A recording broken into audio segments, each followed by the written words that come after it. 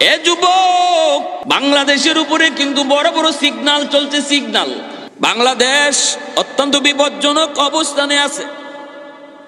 7.9 মাত্রার ভূমিকম্পে তুরস্ক ধ্বংসস্তূপ।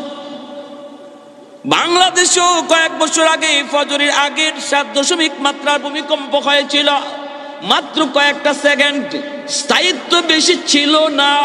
কিন্তু এই অল্প সময়ের ভূমিকম্পেও বিভিন্ন দেশ, এই মাত্রার ভূমিকম্পের দ্বারা বিভিন্ন দেশ ধ্বংসস্তূপে পরিণত হয়েছে। ইতিহাস সাক্ষী তাইওয়ানের ধ্বংসস্তূপ ছিল অল্প সময়ের ভূমিমাত্রার ভূমিকম্পের কারণে, কিন্তু বাংলার জমিনকে আল্লাহ বাঁচায় রাখছে, হেফাজত করেছে। ওই ভূমিকম্পে এতটা ক্ষতি বাংলাদেশে হয় নাই। কারণ হলো ওই সময়টা ছিল তাহাজ্জুদের টাক, আমি আপনি ঘুমাচ্ছিলাম, কিন্তু বাংলার টেকনাফ থেকে তেতুলিয়া পর্যন্ত লক্ষ লক্ষ মাদ্রাসার লক্ষ লক্ষ কোরআনের পাখিরা কোরআন তেলাওয়াতে মগ্ন ছিল। আরেকটু জোরে বলি সুবহানাল্লাহ। আহাদুল লাইসা কামিসলি সামাদুল লাইসা কাফাদলি লিমানিল মুলকু তুগুইতু সাজাওয়ার খুদাই লিমানিল মুলকু তুগুইতু সাজাওয়ার খুদাই তো খুদাওয়ান্দে ইয়ামিনি তো খুদাওয়ান্দে ইয়াসারি তো খুদাওয়ান্দে জমিনি তো খুদাওয়ান্দে সামাই তু রহিমি তু করিমি তু সমিঈ তু বসিরি তু মুইদ্দি তু মুযিল্লি তু মালিকিল আরশি বাজাই বরি আজ খুরদন ও খুফতন বরি আজ তহমতে মরদন বরি আজ বিমু উমিদি বরি আজ রঞ্জ বালাই। আল্লাহু আকবার। ভাইরা বন্ধুরা, জন্য বলতেছিলাম কিয়ামত হবে না যতক্ষণ পর্যন্ত জমিনে আল্লাহ বলার লোক থাকবে, ঠিক কিনা?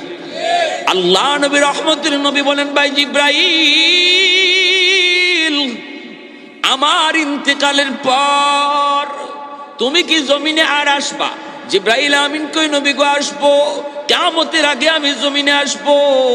আল্লাহর কালাম যতদিন জমিনে থাকবে ততদিন কিয়ামত তো হবে না, কোরআনের আওয়াজ যতদিন চলবে কিয়ামত তো হবে না। এজন্য আমি কিয়ামতের আগে আসব, আইসা কোরআনের কালো কালো হরফগুলি উঠায় নিব। বাংলার মুসলমান কোরআন শরীফ খুলবে, কইলা দেখবে হরফ নাই। ভারতের মুসলমান কোরআন খুলবে, কইলা দেখবে হরফ নাই, কালো কালো লেখা নাই। আরবে খবর লাগাবে, সেখানেও বলবে কোরআন আছে কিন্তু কোরআনের লেখা নাই, কোরআনের হরফ নাই। কেন? কারণ ওই জমানায় মানুষগুলি কোরআনের কদর ছেড়ে দিবে, কোরআনকে তারা ভুলে যাবে, ঘরে কোরআন তেলাওয়াত হবে না, মাদ্রাসাগুলো একে একে বন্ধ হয়ে যাবে, মানুষ ওয়াজ মাহফিল ছেড়ে দিবে, গান বাজনার আয়োজন চলবে, নর্তকী আনবে। এই ভাইয়েরা, যখনই আল্লাহর কালামের কদর জমিনের মানুষ করবে না, তখনই আল্লাহ পাক বলবে, জিব্রাইল যাও আমার কোরআন থেকে আমি মাওলার কালাম, আমার কথাগুলি উঠায় আনো। আল্লাহ পাকের ইশারায় কোরআনের হরফগুলি সব আল্লাহ পাক কুদরতিভাবে উঠায় নিবে, তখনই দুনিয়ার হায়াত শেষ। তাহলে কোরআন যতদিন আছে ততদিন জমিন আছে, কোরআন যতদিন আছে ততদিন আমি আছি। আল্লাহ আসমানি জমিনি গজব থেকে হেফাজত করবে, ঠিক না? ওয়ানুনাজ্জিলু মিনাল কুরআন মা হুয়া শিফাউন ওয়া রাহমা ওয়া রাহমাতুল লিল মুমিনিন।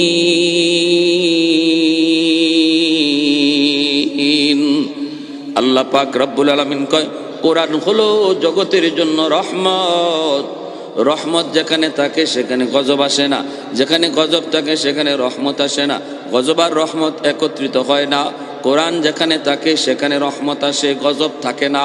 আর যখনই কোরআন তিলাওয়াত ছেড়ে দেব, কোরআনের কদর ছেড়ে দিব, কোরআনওয়ালাদের মহব্বত করা ভুলে যাব, তখনই জগতে গজব আর গজব নামবে।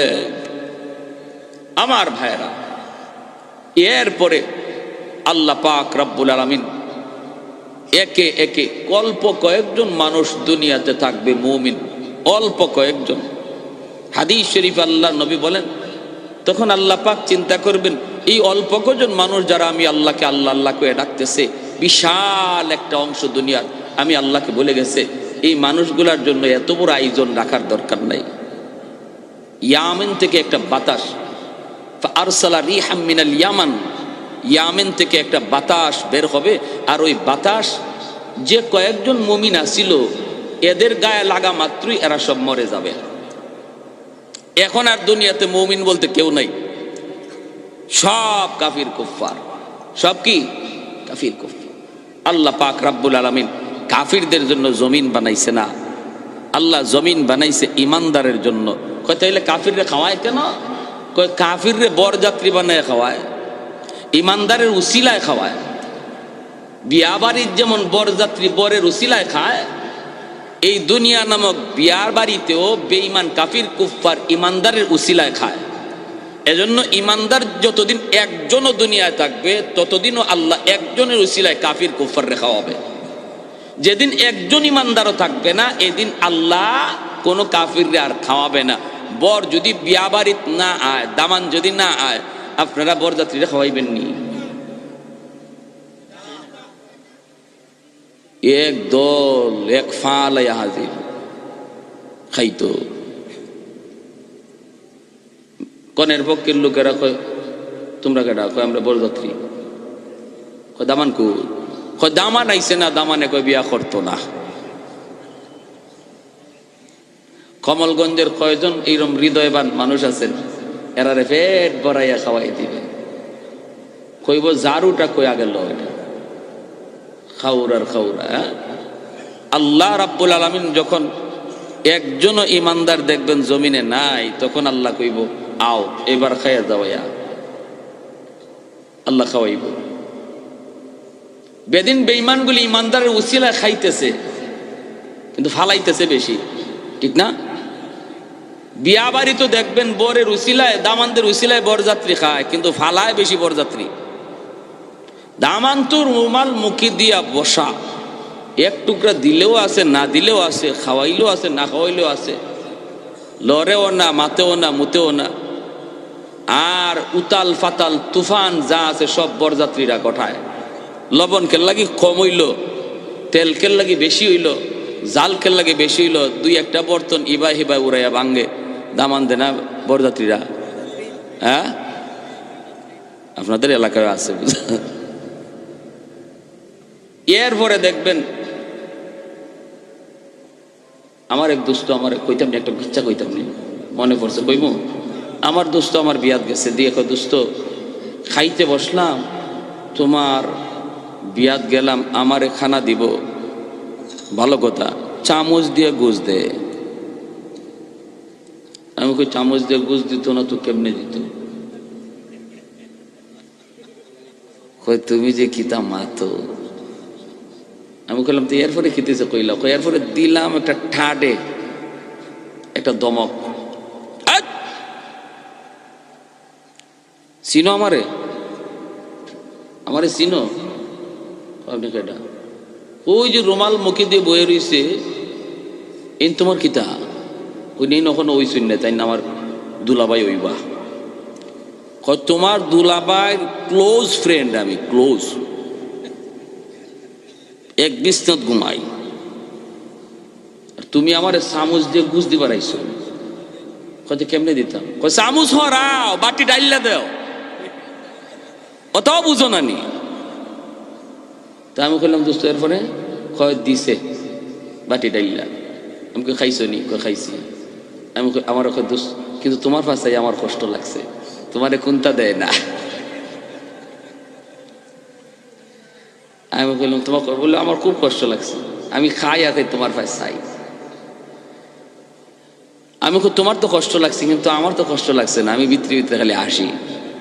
খেয়াল লাগে আমি তোমার খানা দেখছি, তুমি যে খাইতেছো দুই হাত লাগাইয়া, আমিও দেখছি, কিন্তু আমি মনে মনে ভাবছি আর কই আর কি দোস্ত, খাইলাও তোমার খাওয়ান একদিন হই,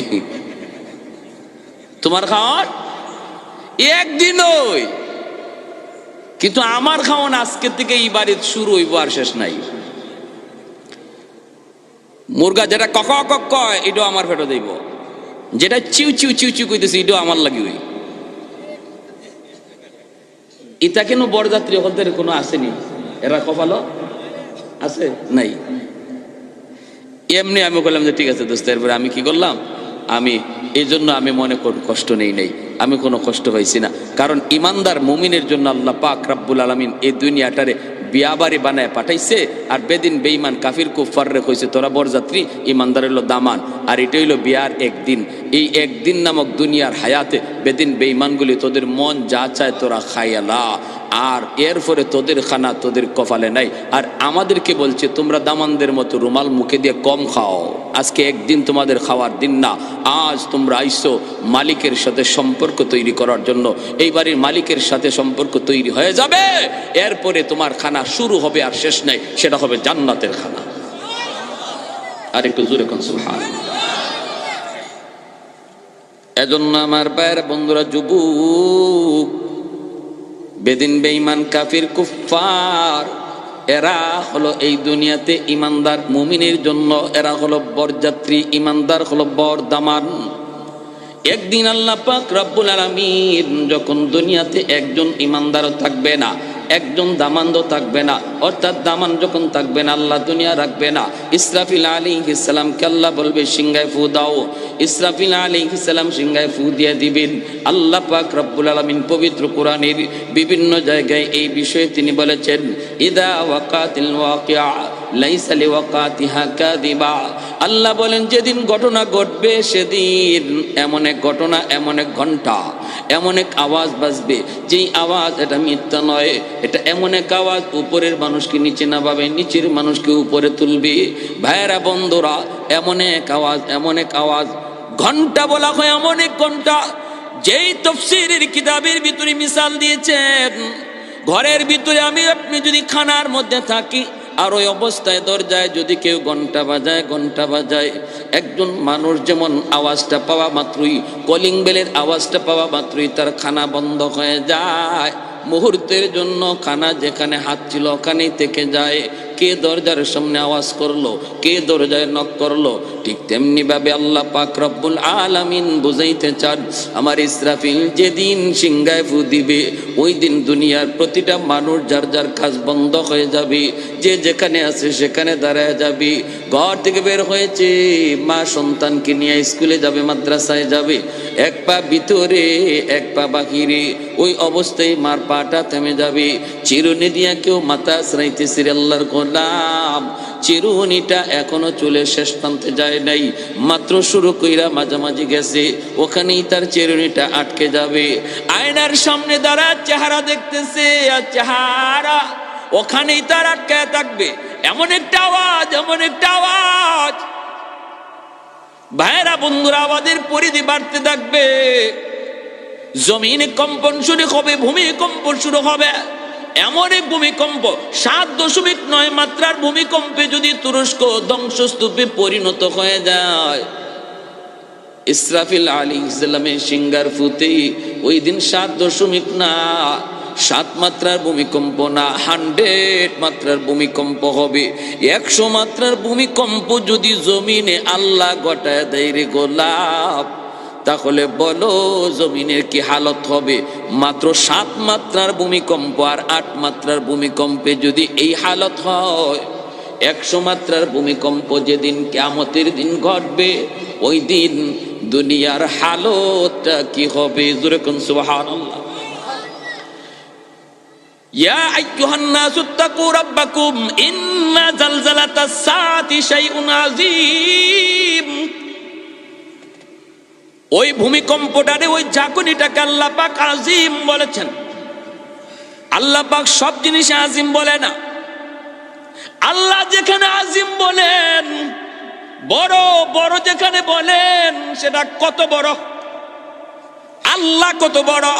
তিনি যদি কোনো জিনিসকে বড় কয়, এটা কত বড়, সুবহানাল্লাহ। কোন কোটি কোটি টাকার মালিক যে তার কাছে লক্ষ টাকা 1 টাকা 2 টাকার মতো, কোটি কোটি টাকার মালিক 1 লক্ষ 2 লক্ষ টাকার 1 লক্ষ কয় না কয় 1 টাকা 2 টাকা। ভাইরা বন্ধুরা, জন্য আল্লাহ পাক রব্বুল আলামিন তিনি শাইউন আযীম বলেছেন। এটা এমন এক ধমকি, এটা এমন এক আওয়াজ, এমন এক ঝাঁকুনি, যেই ঝাঁকুনিতে কি ঘটবে, ঝাঁকুনিতে ঘটবে কি, ঝাঁকুনিতে ঘটবে কি। ভাইয়েরা বন্ধুরা, বাচ্চা দুধের, যেই মার পেটের ভিতরে বাচ্চা আছে, এই মা পেটের বাচ্চা প্রসব হয়ে যাবে, মা টেরও পাবে না। শুধু মা না, যত প্রাণী আছে পেটে তার বাচ্চা ছিল, এই বাচ্চা প্রসব হয়ে যাবে, টের পাবে না, টের পাবে না। আল্লাহ পাক রব্বুল আলামিন পরিষ্কার পবিত্র কোরআনের সূরা হজের শুরুতে আল্লাহ বলে দিয়েছেন, এরপরে দুধের বাচ্চাগুলির কথা দুধের মা বলে যায়। অথচ দুধের মা কোনোদিন দুধের সন্তান ভুলে না। বিপদে পড়লো মা সব ভুলতে পারে, দুধের বাচ্চার কথা মা ভুলে না। স্বামীর সাথে রাগ করে যদি কখনো ঘর থেকে বের হয়ে যায়, কাপড় চোপড় নিতে যদি মার মনে নাও থাকে, কিন্তু দুধের বাচ্চার কথা মা ভুলে না। দৌড় দিলেও বাচ্চাটারে কুলে নিয়ে দৌড় দেয়, ঠিক কিনা? কোথাও গেলে আর কিছু নেয় না, নেয় দুধের বাচ্চার কথা মা ভুলে না, ভুলে না। দুধের বাচ্চার কথা মা ভুলে না। আল্লাহ পাক বলেন, ওই দিন কিয়ামতের দিন দুধের বাচ্চার কথা মা ভুলে যাবে। ঘুমায় থাকবে, ঘুমন্ত অবস্থায় দেখবেন দুধের বাচ্চার কথা মা ভুলে না। সর্বদা বাচ্চাটার পেটের মধ্যে একটা হাত দিয়া মা ঘুমায়, ঘুমায়, মা ঘুমায় তো ঘুমায়, ঘুমন্ত অবস্থায় মার একটা হাত দুধের বাচ্চার উপরে থাকে, দুধের বাচ্চার উপরে থাকে। রান্না করে মা যদি রান্না করতে যায়, ঘরের মধ্যে যদি দুধের বাচ্চা থাকে, রান্না করে মা রান্না করে, কান থাকে বাচ্চার কাছে। ওয়া শব্দটা কইতে দেরি, মা দৌড় দিয়ে আসতে দেরি হয় না, ঠিক কিনা? আল্লাহ পাক বলেন, ইয়াউমা তারাউনাহা তাযহালু কুল্লু মুরদিআতিন আম্মা আরদাত ওয়া তাদাউ কুল্লু যাতি হামলিন হামলাহা ওয়া তারান নাসা সুকারা ওয়া মা হুম বিসুকারা ওয়ালাকিন্না আযাবাল্লাহি শাদীদ। মানুষগুলি পাগলের মতো দিক বিদিক দৌড়াইতে থাকবে, ছুটাছুটি করতে থাকবে। মানুষ পাগলের মতো দৌড়াবে। আল্লাহ কয় না বন্ধু, ওরা কেউ পাগল নয়, ওরা কেউ পাগল নয়। কিয়ামতের দিন কেউ কাউকে চিনবে না, কেউ কাউকে চিনবে না। দুধের বাচ্চার কথা যদি মা ভুলে যায়, সেখানে স্বামীর কথা কেমনি ইয়াদ রাখবি? স্বামী স্ত্রীর কথা এবার কেমনি ইয়াদ করবি? ঘর থেকে দৌড়াইতে দৌড়াইতে সবাই ময়দানের দিকে ছুটবে, ময়দানের দিকে ছুটবে, ময়দানের মধ্যে হাজির হয়ে যাবে। ওই অবস্থায় ভাইরা, জঙ্গলের জীব জানোয়ারগুলি যেগুলি আছে, জঙ্গলের জীব জানোয়ারগুলি এরাও জঙ্গল ছেড়ে মানুষের কাছে আশ্রয় নেওয়ার জন্য হাজির হবে। জঙ্গলের বাঘ ভাল্লুক এতটা ভীত হয়ে যাবে। সিংহার ফু আর ভূমিকম্পের এই ধরন দেইকা জঙ্গলের বাঘ ভাল্লুকগুলা পর্যন্ত মানুষের কাছে আশ্রয় নিবে। ওরাও জানে আল্লাহর সৃষ্টির শ্রেষ্ঠ জীব হলো মানুষ। মানুষের খাতিরে আল্লাহ জগৎ টিকায় রাখছে। মানুষ আল্লাহর কাছে বড় দামি, এজন্য ওরা মানুষের কাছে আশ্রয় নিতে আসবে। মানুষ ময়দানের মাঝখানে, চতুর্দিকে হাইওয়ানাত, কেউ কারো উপরে হামলা করার চিন্তা করবে না। নিজের জান নিয়ে যখন কেউ ব্যস্ত থাকে, আরেকজনকে মানার চিন্তা করে না। নিজের জান বাঁচানোর ফিকির যখন হয়, আরেকজনকে মারার চিন্তা করে না। কাতিয়ার সাহেব রাহিমাহুল্লাহ, আল্লাহর বহুত বড় ওলি, ডাকাতের দল ওনাকে নৌকায় উঠাইছে, আল্লাহর ওলিকে নিয়ে যাবে, হত্যা করে ফেলবে। কারণ আল্লাহর ওলির কারণে ওরা কোনো এক্সিবিশন করতে পারে না, যাত্রা বানাইতে পারে না। আল্লাহর ওলি যেখানে এক্সিবিশনের খবর পান, যাত্রার খবর পান, দৌড়ায় সেখানে চলে যান, যাত্রা মুহূর্তের ভিতরে শেষ করে দেন। এজন্য গায়কের দল, ওই সমস্ত নষ্টদের দল, ওরা ষড়যন্ত্র করে আল্লাহর ওলিকে হত্যা করার জন্য এসেছিল। ভাইরা বন্ধুরা, আল্লাহর ওলি আজ তো দুনিয়ায় নাই। আল্লাহর ওলির কবরকে আল্লাহ পাক জান্নাতের উঁচু মাকাম বানায় দিন। সবাই বলি আমিন। ডাকাতের দল নৌকা নিয়ে সেই বর্ষার মৌসুমে আইসা বলতেছে, হযরত চলেন, তাড়াতাড়ি চলেন, আমাদের এলাকায় বহুত বড় একটা ঘটনা ঘইটা গেছে, দুনো পক্ষ রেডি, মারামারি হলে কি পরিমাণ খুন হয়, কি পরিমাণ মানুষ মারা যায় কোনো হিসাব নাই। আপনি যদি না যান তাহলে এই মার ভাঙানো যাবে না। আল্লাহর ওলি এই কথা শোনা মাত্রই তিনি নৌকায় উঠে গেলেন, ওনারও নৌকায় তুইলা নৌকা সাইরা দিল, হাওরের মাঝখান দিয়ে যায়। আল্লাহর ওলি বলতেছে, বাবা এত দূর কেন? এই গ্রাম তো এত দূরে যাওয়ার কথা না। বাইরা বন্ধুরা যাইতেছেন, হঠাৎ করে ডাকাতের দলে কয়, মৌলবী আমরা তো তোমাকে আনছি হত্যা করার জন্য, তোমার কারণে আমরা কোনো কিছু করতে পারি না, রেডি হয়ে যাও। আল্লাহর ওলি বলেন, আমাকে তাহলে 2 রাকাত নামাজ পড়ার সুযোগ তোমরা দিবানি? কই ঠিক আছে, জীবনের শেষ নামাজ পড়ে নাও। শাইখে কাতিয়া রাহিমাহুল্লাহ তিনি 2 রাকাত নামাজে নৌকায় দাঁড়ায় গেলেন। আল্লাহর পক্ষ থেকে সাহায্য নেমে আসলো, এমন ঝড় এমন তুফান শুরু হয়ে গেল। এখন তো নৌকা বাঁচানো দায়, নৌকা যদি এই হাওরের মাঝখানে ডুবে কেউ বাঁচবে না।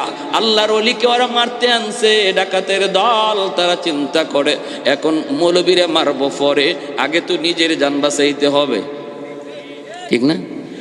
নিজের জান বাঁচাইবার ফিকির থাকলে আরেকজনকে মারার চিন্তা মাথায় থাকে না। কয় আগে নৌকা সামলাও, আগে নৌকা সামলাও, ডুবে যাওয়া থেকে বাঁচাও, তারপরে মৌলবী দেখব।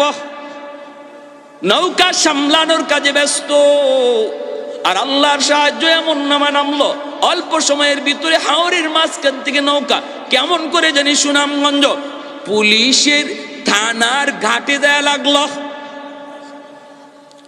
এত রাত টর্চ মাইরা পুলিশগুলি আসলো, আইসা দেখে কাতিয়ার সাহেব রাহিমাহুল্লাহ তিনি ডাকাতের দল বুঝতে পারছি, হাই এটা কি ঘটলো, আমরা আসলাম কোথায়, এখন আইলাম কোথায়, এত কম সময়ে কেমনে আসলাম? বাঁচাইছে কে? আর একটু জোরের মালিকের নাম। বাঁচানোর মালিক কে? আল্লাহ যারে বাঁচায় কেউ তারে মারতে পারে না, আর আল্লাহ যারে ধরে কেউ তারে সারাইতে পারে না। বেহুশ হইও না, হুশ রাখো। ধরা আসেনি না নাই? ইন্না বাতশা রাব্বিকা লাশাদীদ, আল্লাহর ধরা বড় কঠিন ধরা। আল্লাহ যখন ধরে ছাড়ে না, ধরার আগে সুযোগ দেয়, বুদ্ধিমান সুযোগটারে কাজে লাগায়, আর নির্বুদের জল সুযোগটা বুঝে না, ধরা খায়। ওলামায়ে কেরাম এ জাতির কখনো দুশ্মন নয়, ওলামায়ে কেরাম সর্বদা জাতির বন্ধু। জাতির বিপদের সময় তারা পাশে থাকে, সরকারের বন্ধু, বিরোধী দলের বন্ধু, গোটা দেশের জনগণের বন্ধু উলামায়ে কেরাম। উলামায়ে কেরাম যদি কখনো কাউকে কিছু বলে তাহলে মনে রাখবা সেটা তাদের ব্যক্তি স্বার্থের জন্য নয়, গোটা দেশের স্বার্থে বলে, গোটা উম্মার স্বার্থে বলে। অতএব আলেমদেরকে দুশ্মন মনে করবা না, আলেমরা জগতের জন্য রহমত। এটা আমার আল্লাহর কথা, এটা আমার নবীর কথা। উলামায়ে কেরাম দেশের জন্য রহমত। প্যার হাজির, হুজুর আপনি ডাকাতের দল, হুজুরের ফাও দূরে পড়ে, হুজুর চিনি নাই, হুজুর বুঝি নাই, মাপ চাই, জীবনে আর এমন অপরাধ করব না, হুজুর আমাদেরকে বাঁচান। আল্লাহর ওলিরে যেই পুলিশটা কইছে হুজুর এরা কেডা, তখন খাতিয়ার সাহেব কইতেছে এরা আমার খাদিম। দেখছেন নি?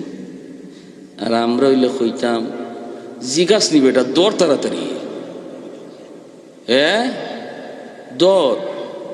এই জন্যই আল্লাহর ওলিরা এক লোকে কয় ইসমে আজম জানে, এক লোকে আর কি ইসমে আজম বুঝেননি, পাওয়ার। যে ইসমে আজম বলে আল্লাহ নামের উসিলায়, আল্লাহ নামের উসিলায় যে অসম্ভব কাজে সম্ভব করতে পারে, এই ধরনের যোগ্যতা যার হাসিল হয়ে যায় তারে বলা হয় সে যে ইসমে আজমের মালিক। ইসমে আজম কেউ বলছেন ইয়া হাইয়্যু ইয়া কাইয়্যুম ইসমে আজম। তো ইসমে আজম জানেন এমন আল্লাহর ওলির কাছে এক ছাত্র এক, হুজুর আমারে আপনি এই সবকটা শিখাননি, আপনি যেটা পারেন। বলে কোনটা? বলি যে অসম্ভব সম্ভব বানাই দেন। তো ক্ষতিতে যাও তুমি ওই 3 রাস্তার মুখে একটু দাঁড়াই থাকো আজকে সারাদিন, কিতা দেখবা সব দেখাই আমারে জানাইও, এরপরে তোমারে আমি এই সবকটা দিব, তোমার এটা শিখাই দিব।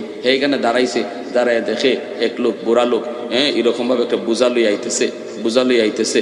এই অবস্থায় দেখা যায় আর একটা জোয়ান মানুষ জোয়ান মানুষে ফের গেউই তার বোঝাটারে ফালাইয়া তার সাথে অনেক খারাপ আচরণ করছে। বুড়া মানুষটা বারবার ফেলে হাত জোর করে কয়, বাবারে বাবারে তুমি আমার সাথে কেন এরকম করতেছো? তখন এই দৃশ্যগুলা দেখছে, দেখে কয়, হুজুর আমি তো দেখছি, কিন্তু একটা জুলুম হইছে। কিরম? কই রকম ভাবে একটা মানুষের সাথে জুলুম করছে। যদি আমি এই সময় ইসমে আজম জানতাম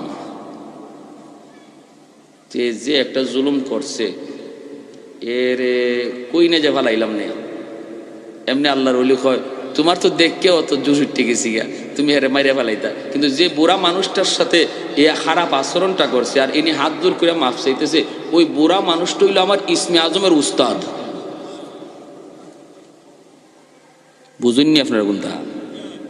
তোমার তো এখান থেকে গিয়া রাগ উঠতে গেছে, গুসা উঠতে গেছে, এজন্য তোমার মতো মানুষ ইসমে আজম দেওয়ান যাইতো না। দিলে যে কারে কোন ভাই তুমি গাঙ্গ ফালাইবাই, এটা হিসাব নাই।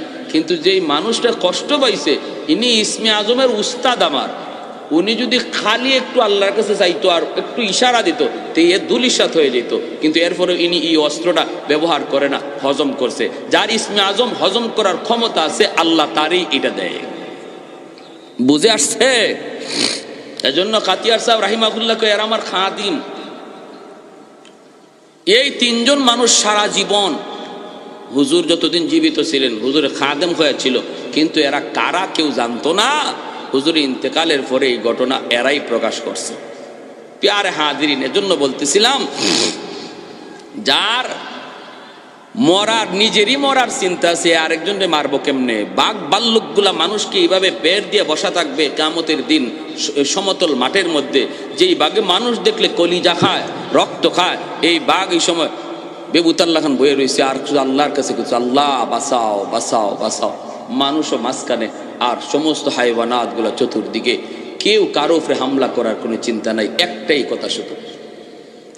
এই অবস্থায় আমার ভাইয়েরা বন্ধুরা, মানুষরা দেখবে হায় হায়, জমিন তো জমিনের নিচের যে অংশ, এই অংশগুলি উপরে উঠে দিতেছে। ওয়া আখরাজাতিল আরদু আসকালাহা, জমিনের ভিতরে আল্লাহ পাক বলেন যা আছে ওইগুলা একে একে উপরে উঠতে থাকবে। খনিজ সম্পদগুলি উপরে উঠতে থাকবে। স্বর্ণের খনি স্বর্ণ উপরে উঠবে, রূপার খনি রূপা উপরে উঠতে থাকবে।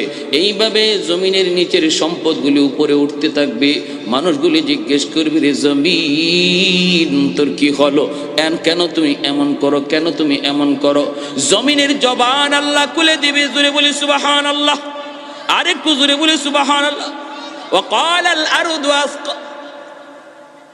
إذا زلزلت الأرض زلزالها وأخرجت الأرض أثقالها وقال الإنسان ما لها يومئذ تحدث أخبارها بأن ربك أوحى لها। ও ভাইরা বন্ধুরা, ওই অবস্থায় জমিনের জবান আল্লাহ খুলে দিবে, আর জমিন বলবে, রে জালেমের দল, আর আর আমার সাথে তোরা কথা বলো, তোদের কি ভয় করে না? তোদের কি ভয় করে না? ভয় করে না? তোদের জন্যই তো আমি জমিনের এই হালত, তোদের জন্যই তো জমিনের এই হালত। ভাইরা বন্ধুরা, জমিন তো প্রতিদিন আল্লাহর কাছে আবদার করে, মালিক অনুমতি দাও, আমি জমিন কম্পন শুরু করি, ভূমিকম্প দেই, সবগুলারে গেলে ফেলি। আলা কুল্লা ইয়াউমিন ওয়াল আরদু ইস্তাজিলু রাব্বাহু, জমিন প্রতিদিন আল্লাহর কাছে আবদার করতেছে জমিন ফেটে যাওয়ার জন্য। কেন? আবতালিউ ইবনা আদম ফি কারি লিআন্নাহুম ইয়ারযুকু বিরিজকিকা ওয়া ইয়াসিকা ওয়া ইয়াতাকাল্লামু বিলিসানিকা ওয়া ইয়াসিকা ওয়া ইয়ারজুলু বিরিজলাইকা ওয়া ইয়াসিকা ওয়ায়াবতুশু বিয়াদাইকা ওয়া ইয়াসিকা। আল্লাহ তোমার দেওয়া জবান দিয়া তোমার নাফরমানি করে, তোমার দেওয়া হাত দিয়া তোমার নাফরমানি করে, তোমার দেওয়া চোখ দিয়া তোমার নাফরমানি করে, আল্লাহ তোমার দেওয়া পা দিয়া তোমার নাফরমানি করে। আসবিরু ইলা মাতা আসবিরু, মালিক আমি জমিন আর কতকাল সহ্য করব? আর কতকাল আমি জমিনে গুনাহ দেখব? জমিনের ভিতরে যেই অন্যায় হইতেছে, যেই জুলুম হইতেছে, মালিক আর কতকাল আমি দেখব, কতকাল সইব? আল্লাহ একটু অনুমতি দাও, আমি সবগুলি জালিমকে গিলে ফেলি, আমি আমার পেটে নিয়ে নেই। তুরস্কের বড় বড় 7 তলা 8 তলা বিল্ডিং যেমন ভাবে জমিন গিলে ফেলেছে, এইভাবে প্রতিনিয়ত জমিনে আবদার করে, আল্লাহ অনুমতি দাও, জালিমগুলির আমি গিলে ফেলি। আসবিরু ইলা মাতা আসবিরু, ধৈর্য ধরব, কত কাল আমি ধৈর্য ধরব, আর তো সহ্য হয় না। আল্লাহ পাক থামায় রাখছে, আল্লাহ পাক থামায় রাখছে, আর কয় জমিন তুই রাগ করবি না, তুই কোনো কথা বলবি না, আমার আর আমার বান্দার মাঝখানে তোমরা কেউ কথা বলবা না, কথা বলবা না। আমি আল্লাহ আমার বান্দাদেরকে বড় আদর করে বানাইছি। এই মানুষ জাতির আমি আল্লাহ নিজের হাত দিয়া বানাইছি। আসমান আল্লাহ বানাইছেন কুন ফায়াকুন বইলা, জমিন আল্লাহ বানাইছেন কুন ফায়াকুন বইলা, সাগর মহাসাগর আল্লাহ বানাইছেন কুন ফায়াকুন বইলা। কিন্তু মানুষকে আল্লাহ কুন ফায়াকুন বইলা বানাই নাই। খালাকতু বিয়াদাইয়া, আল্লাহ বলে আমার নিজের হাত দিয়া বানাইছি। কারণ এই চেহারার মধ্যে এত দামি কপাল, এই কপাল দিয়া বান্দা আমার কুদরতি কদমে সেজদা দেয়, এই কপাল দিয়া বান্দা আমার কুদরতি কদমে সেজদা দেয়। কখন কোন জায়গায় জানি আমার কোন বান্দা তওবা করে ফেলে চোখের পানি জড়ায়া, কোন মজলিসে যায় আর কোন আলেমের কথা শুই না দিলটা নরম করে জানি তওবা করে ফেলি। রাতে তওবা করলে আমি রাতে কবুল করি, দিনে তওবা করলো আমি দিনে কবুল করি, মানুষকে না শোনায় করলো আমি আল্লাহ কবুল করি। আল্লাহ পাক রব্বুল আলামিনের কাছে তওবা করতে এমপির কাছে যাইতে হয় না, চেয়ারম্যানের কাছে যাইতে হয় না, টাকা পয়সাও খরচ করতে হয় না।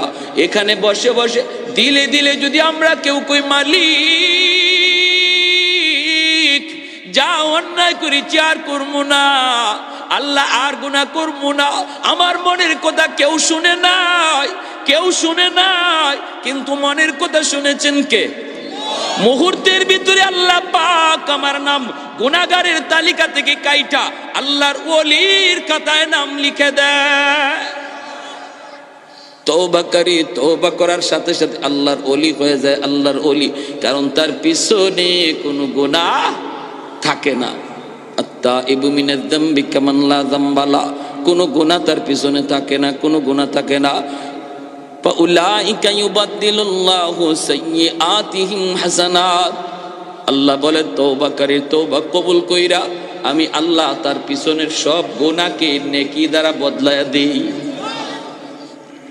এজন্য তওবাকারীর আমল নামায় গুনাহ থাকে না, শুধু তা না, নেকি যা আসিল এগুলা গুনাহের নেকি দিয়া বদলানির কারণে নেকি আরো বাইরে যায়, নেকি আরো বাইরে যায়। এজন্য আল্লাহ ইন্নাল্লাহা ইউহিব্বুত তাওয়াবিন ওয়া ইউহিব্বুল মুতাতাহহিরিন, মুতাতাহহিরিনের কথা পরে নিছেন, তাওয়াবিনের কথা আগে আনছেন। আল্লাহ মহব্বত করেন তাওয়াবিনকে, মুতাতাহহিরিনকে। কেন? মুতাতাহহিরিন তো যে কোনো গুনাহই করলো না, তার ভালোবাসার কথা পরে নিলেন। তাওয়াবিন তো যে গুনাহ করলো, তওবা করলো, তার ভালোবাসার কথা আগে নিয়ে আসলেন। সুবহানাল্লাহ, জোরে কোন প্যারে হাজিরিন। এজন্য বলি জমিন এরকম ভাবে বলবে, মানুষগুলি সব কলিজা ফেটে মারা যাবে, কিছুই থাকবে না, সবগুলি মারা যাবে। একে একে আসমান ফেটে পড়বে, আসমানগুলি কি হবে? সাগর মহাসাগরে পড়বে, নক্ষত্রগুলি খসে খসে পড়বে, সাগর মহাসাগরগুলি অগ্নিতে পরিণত হয়ে যাবে, পানি আর পানি থাকবে না। 3 ভাগের ভিতরে 2 ভাগই পানি আর 1 ভাগ খালি মাটি।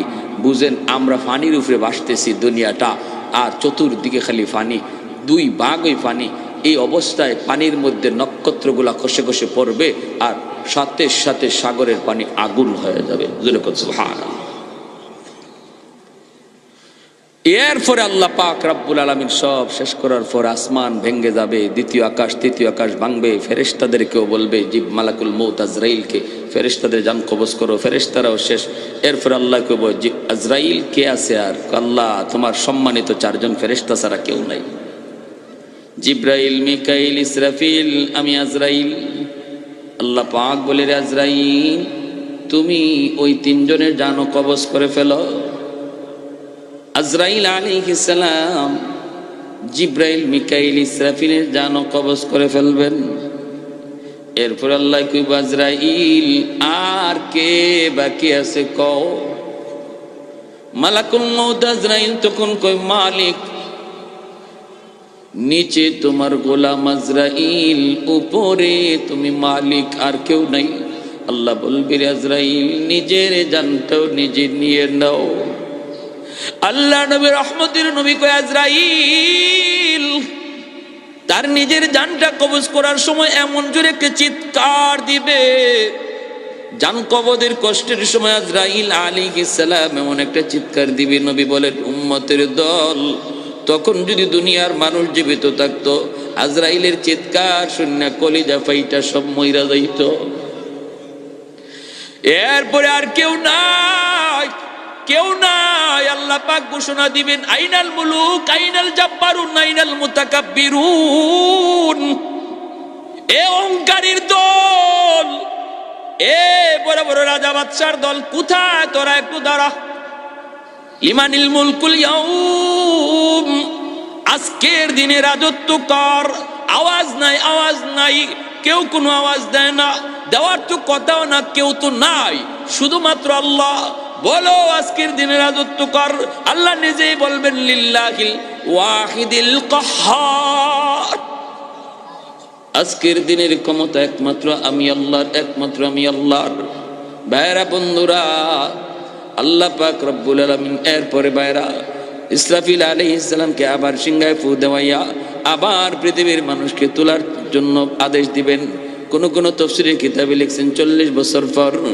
ভাইরা বন্ধুরা, সবার আগে আল্লাহ পাক রব্বুল আলামিন জিবরাইল মিকাইল ইসরাফিলকে আল্লাহ বানাইয়া বলবেন যাও আমার বন্ধুকে সবার আগে উঠাও। জিবরাইল বলবে মালিক তামাম দুনিয়া সমতল জায়গা হয়ে গেছে গো, কোথায় তোমার বন্ধু শুয়ে আছে জানি না, কেমনে চিনব? আল্লাহ কই জিবরাইল রে যা জমিনের যেই জায়গা থেকে আসমান পর্যন্ত একটা নূর দেখবা, বুঝবা ওখানে আমার হাবিবের রওজা। বুরাক সাথে লইয়া জিবরাইল আমিন ওইখানে হাজির। আল্লাহ নবীকে ডাক দিবেন, নবী কবর থেকে তিনি তার রওজা থেকে উঠবেন, মাটিগুলি ঝাড়তে ঝাড়তে নবী উঠবেন। যেরকম সুবহানাল্লাহ। ওগো নবীজি, আল্লাহ পাক বুরাক পাঠায় দিছে, বিচার কাজ শুরু করার আগে আল্লাহ আপনাকে তার পাশে বসাইতে চায়। আল্লাহ বিচারকেরা শুনে বসবে, পাশেই আমার আপনার নবীরে বসায় রাখবে। মায়ার নবী দয়ার নবী কয় ভাই জিব্রাইল, আমি বুরাকের পিঠে উঠবো না যতক্ষণ পর্যন্ত আমার উম্মত কোন হালে আছে এটা না জানবো। জিব্রাইল আমিন মায়ার নবীকে কয় নবী গো, ওগো উম্মতের দরদি নবী, আপনার মতো এত দরদি নবী আমি জিব্রাইল নিজে জীবনে দেখি নাই গো নবী। আজকে বুরাকের পিঠে উঠবেন তখন উম্মতের কথা ভাবেন। আল্লাহর সাথে মেরাজে দেখা করছেন, সেখানে উম্মতের কথা ভাবছেন। ওগো নবী শুনেন, শুধুমাত্র আপনি একমাত্র মানব যাকে আল্লাহ পাক সবার আগে উঠাইতেছে, এর আগে কাউকে আল্লাহ এখনো উঠায় নাই। যেরকম সুবহানাল্লাহ। ভাইরা বন্ধুরা, এরপরে মায়ার নবীরে বসে আল্লাহ পাক বিচার কাজ শুরু করবে। সেদিন আল্লাহ পাকের কুদরতি কলিজায় 99 গুণ দয়া আর মায়া থাকবে। বিচারকের আসনে বসবে আল্লাহ, কিন্তু আল্লাহর কুদরতি কলিজায় ভালোবাসা থাকবে, দরদ থাকবে, মায়া থাকবে 99 ভাগ। ছোট্ট ছোট্ট উসিলায় আল্লাহ হাসরের মাঠে বহু বান্দা বান্দিরে মাফ করে দিবে। এর মাঝে একটা উসিলার কথা কই বয়ান শেষ দিচ্ছি। উসিলাটা আল্লাহ বলবে বান্দারে তোরে আমি মাফ করতে চাই, একটা উসিলা দেখা তো দেখি কোন একটা উসিলা আসেনি, তোরে মাফ করে দিব।